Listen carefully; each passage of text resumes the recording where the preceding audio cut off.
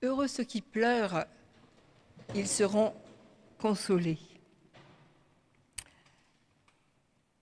Des pleurs dans la Bible, on peut en citer plusieurs occurrences. Souvent, on se souvient particulièrement de ceux de Jésus au moment de la mort de Lazare. Il s'agit du verset le plus court de la Bible, que je n'ai pas cité ce matin, mais je le cite maintenant. Donc Jésus pleura, avant que Jésus ne rappelle Lazare à la vie. Et on s'étonne de ces larmes sous prétexte que Jésus doit savoir ce qui va advenir. Il sait qu'à son appel, Lazare va sortir du tombeau. D'un autre côté, on dit souvent que ces larmes prouvent, s'il en était besoin, l'humanité réelle de Jésus, ressentant un profond chagrin à la perte de son ami. Aujourd'hui, je voudrais vous parler d'autres larmes que l'on voit couler dans le livre de la Genèse, les larmes de Jacob, fils d'Isaac et de Rebecca, et les larmes de Joseph, fils de Jacob et de Rachel. C'est, comme vous l'avez entendu, au moment de sa rencontre avec Rachel que Jacob verse des larmes. Quand il vit Rachel, Jacob l'embrassa, il éleva la voix et il pleura. Pourquoi ces larmes ? L'histoire qui suit nous apprend que Jacob est tombé amoureux de Rachel, qu'il veut l'épouser et que Laban, le père de Rachel, va le tromper à la faveur de la nuit pour lui faire épouser sa fille aînée Léa en échange d'un service de 7 années auprès de ses troupeaux. Puis que Jacob obtiendra néanmoins Rachel en échange de 7 années de service supplémentaires. La scène des larmes de Jacob se passe dans le pays d'Haran, on l'a entendu, près d'un puits où sont rassemblés les bergers et les bêtes. Jacob pleure-t-il d'émotion, bouleversé par la révélation de l'amour, parce qu'on pourrait aussi appeler une sorte de coup de foudre. Jacob voit-il dans le visage de Rachel cette source de vie qui va désormais désaltérer et orienter son existence. En hébreu, l'œil qui voit et qui pleure est le même mot que la source, haïn. Et le verbe embrasser a la même racine que celui qui signifie abreuver, désaltérer. Ce lieu, qu'il s'agisse d'une source ou qu'il s'agisse d'un puits, est très souvent dans la Bible le lieu des rencontres essentielles, comme le désert dans d'autres scènes. C'est là, près de la source, près du puits, qu'à la génération précédente, Eliezer, le serviteur d'Abraham, a rencontré Rebecca ou Rivka au temps où il était venu chercher une femme pour Isaac, fils d'Abraham et père de Jacob et Ésaü. C'est aussi près d'un puits que Moïse rencontrera Tsipora. C'est encore au puits que nous avons cette magnifique rencontre dans l'évangile de Jean entre Jésus et la Samaritaine, le puits de Jacob d'ailleurs. Y a-t-il, dans le moment de la rencontre de Jacob avec Rachel, une sorte de réminiscence inconsciente qui lui fait voir sa mère, Rebecca, et qui se traduit par le surgissement des larmes? Il peut d'ailleurs y avoir une ressemblance entre les deux puisqu'elles sont tantes et nièces. Mais il faut aussi mentionner que le Jacob qui rencontre Rachel est un homme en fuite, qui a dû quitter les siens pour se sauver de la colère de son frère Ésaü, son frère jumeau, après que Jacob a acquis son droit d'aînesse et lui a volé par ruse la bénédiction paternelle liée à ce droit d'aînesse. Jacob le trompeur, Jacob le fuyard, Jacob qui a néanmoins entendu Dieu lui parler dans le cours de sa fuite, c'est ce Jacob, sans doute épuisé, qui rencontre Rachel. Alors s'agit-il, au moment de l'éblouissement, d'une ouverture des vannes du cœur? S'agit-il, au moment de quelque chose d'inespéré, d'un bonheur inespéré, d'une joie incroyable? S'agit-il du sursaut d'une conscience qui se découvre lourdement chargée? Catherine Chalier, dans son très beau livre « Le traité des larmes », fait remarquer que le moment des pleurs peut être parfois le moment où l'on apprend combien on a souffert, comme si on avait retenu jusque-là la conscience de sa propre souffrance, la conscience de sa propre douleur. Mais là, nous venons d'évoquer ce que Jacob porte en lui, ce qui s'est passé avant. Mais ces larmes, les larmes de Jacob, peuvent également concerner l'avenir. Car le choc de l'amour peut se doubler d'une dimension visionnaire, non pas dans le sens de la prédiction, mais dans le sens de l'intuition, dans le sens peut-être d'une hypersensibilité, dans le sens d'un pressentiment. Les fortes émotions nous font plonger dans les profondeurs de la condition et de l'histoire humaine, là où se jouent et les grandes tragédies et les profondes joies, les joies les plus hautes, là où il est question de vivre et de mourir et de vivre. Jacob pressent-il son destin, qui sera à la fois grandiose, difficile et douloureux? Il tombe amoureux d'une femme, la vie lui en fera épouser 2, il aura des enfants de 4 femmes, il sera le fondement d'Israël avec ses 12 fils, mais la rivalité et la haine seront comme le ver dans le fruit.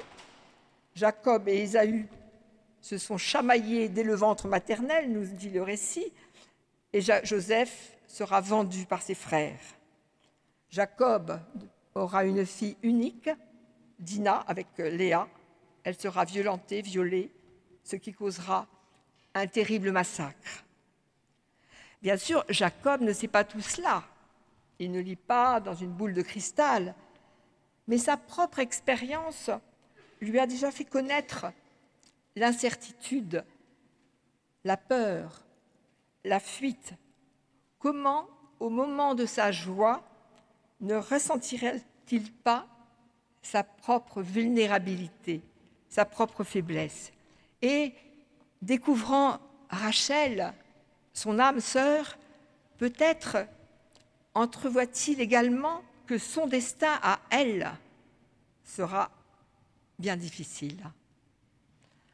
Rachel connaîtra la stérilité, l'humiliation, la perte de Joseph. Elle mourra en accouchant de Benjamin, son second fils.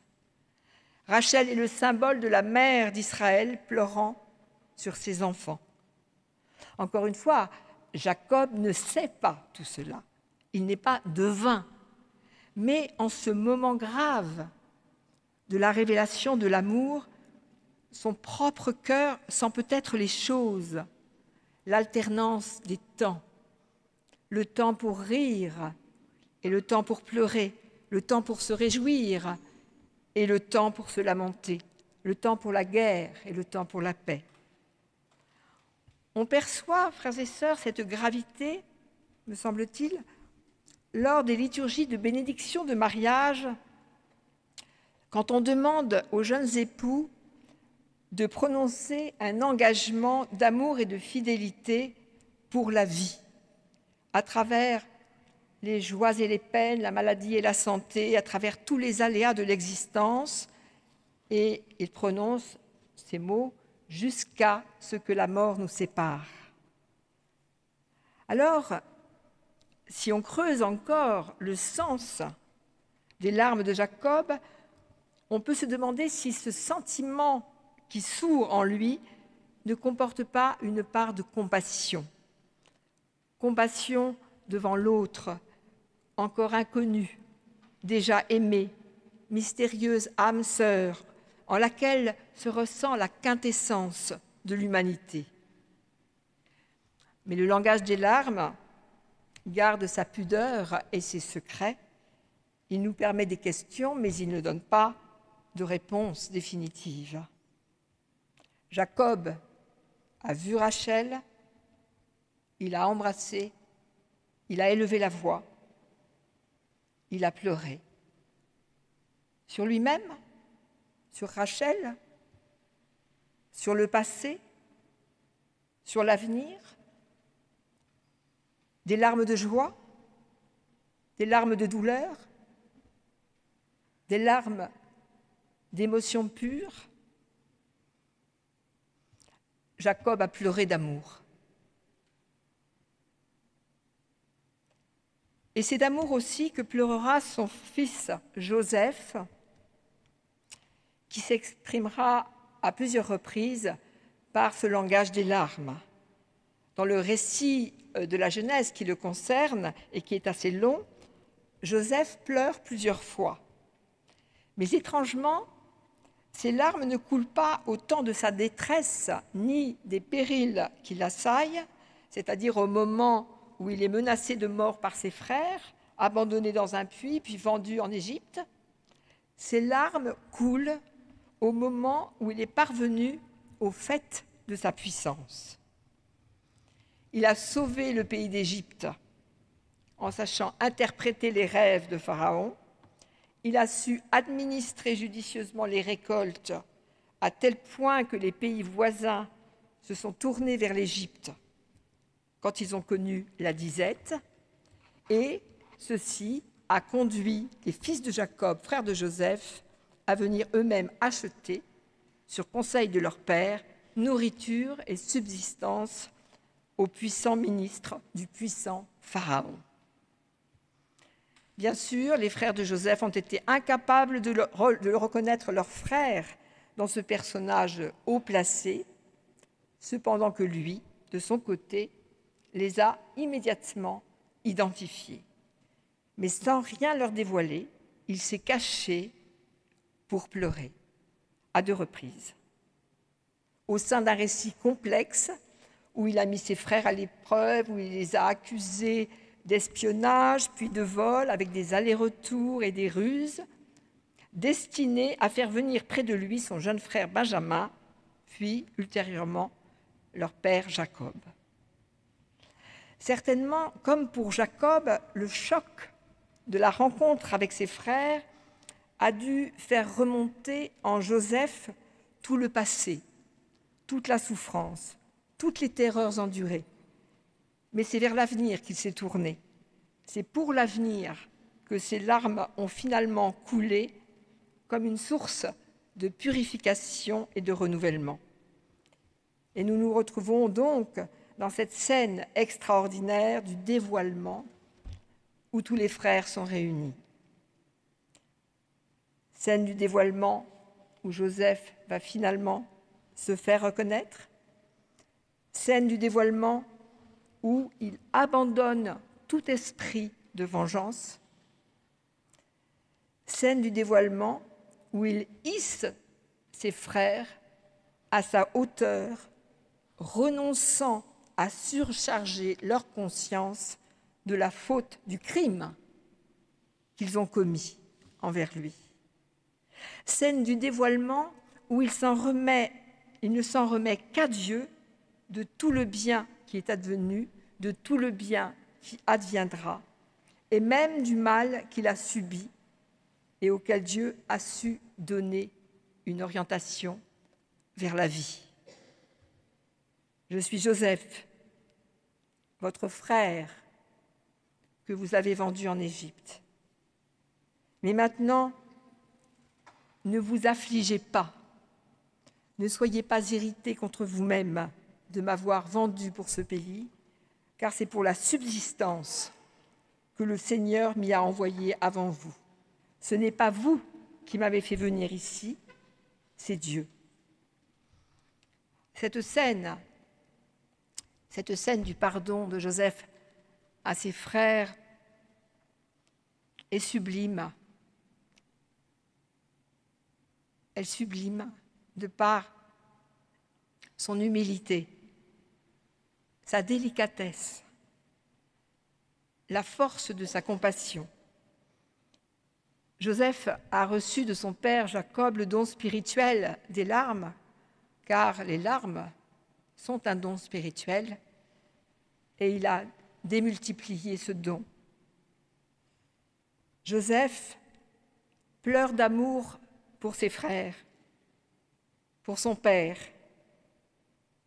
mais au-delà, peut-être, Joseph pleure d'amour pour Dieu, comme si lui, qui n'est qu'un homme, expérimentait au plus profond de lui-même cette étrange et terrible compassion qui concerne le Dieu créateur et Père, le Dieu en chagrin, le Dieu en souffrance, le Dieu qui n'en a jamais fini avec le mal à l'œuvre dans le monde, le Dieu qui soit sans cesse aimé encore redire sa fidélité, consoler les victimes, réparer les failles et les destructions, recommencer, recommencer, recommencer à l'infini. Peut-être que les larmes de Joseph sont des larmes de compassion pour Dieu et pour l'humanité, des larmes de fatigue, en même temps que des larmes de consolation, des larmes de réparation, des larmes d'espérance, car une brèche s'ouvre dans les ténèbres. Et peut-être finalement, si l'on en revient à Jésus devant Lazare, peut-être que les larmes de Jésus sur Lazare ont aussi quelque chose à voir avec tout cela. Jésus pleurant d'amitié et de chagrin. Jésus pleurant l'évidence et la sempiternelle force de la mort. Jésus pleurant la résurrection, la consolation, le combat jamais terminé. Jésus pleurant pour ses amis, pour les humains, pour Dieu son Père. Jésus pleurant néanmoins d'espérance, car il croit au salut du monde. Heureux ceux qui pleurent, car ils seront consolés. Ils seront consolés par leurs larmes mêmes, qui sont les larmes de Dieu et qui annoncent au monde le choix de l'amour. Amen.